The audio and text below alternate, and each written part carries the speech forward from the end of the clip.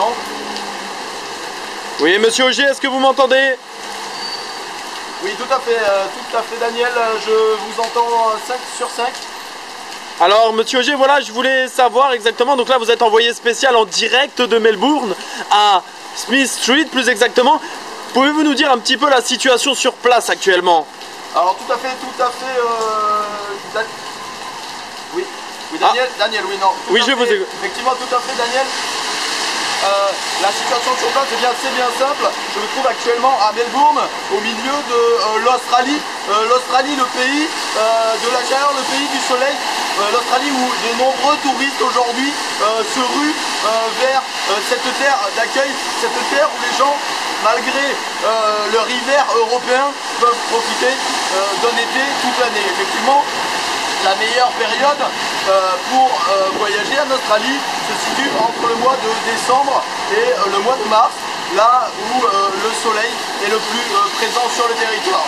En effet, les Français notamment, comme beaucoup, quittent le territoire français au moment des fêtes pour aller profiter de l'été australien. Alors l'été australien c'est quoi? C'est des températures totalement élevées, dépassant très largement les 25 degrés, pouvant même atteindre dans certaines régions, comme à Darwin au nord, les 40 à 45 degrés. Alors merci Daniel, alors c'est vrai que on vous voit actuellement en Marseille, alors on se doute que le soleil, le cancer, le risque du cancer de la peau doit être important en Australie, et aussi on se demande comment on pourrait remédier à ce problème.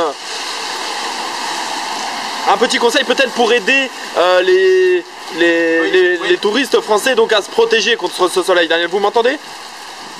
Oui alors tout à fait. Alors remédier à ce genre de problème, effectivement, le problème c'est quoi? C'est simplement les risques au niveau de la peau, le cancer de la peau, qui est ici en Australie le plus élevé du monde. Alors ce problème pour y remédier, simplement une protection. Pensez à vous munir de chapeaux, casquettes ou autres visières vous permettant de vous protéger la tête et éviter l'insolation. Ensuite, une deuxième solution au niveau cutané, c'est l'application d'une pommade, d'une crème spéciale à taux élevé, notamment pour les nourrissons ou les enfants, pour éviter toute attaque. Rappelons effectivement que l'Australie est située juste en dessous du trou de la couche d'ozone et n'étant pas autant protégée que les pays européens.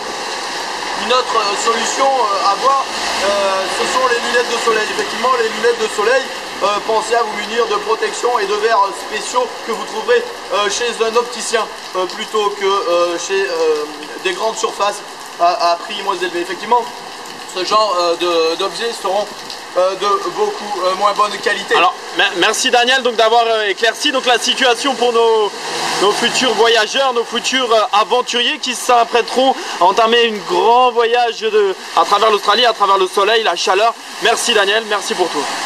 Oui, tout à fait, merci. C'était Daniel Le Poitu pour Channel News.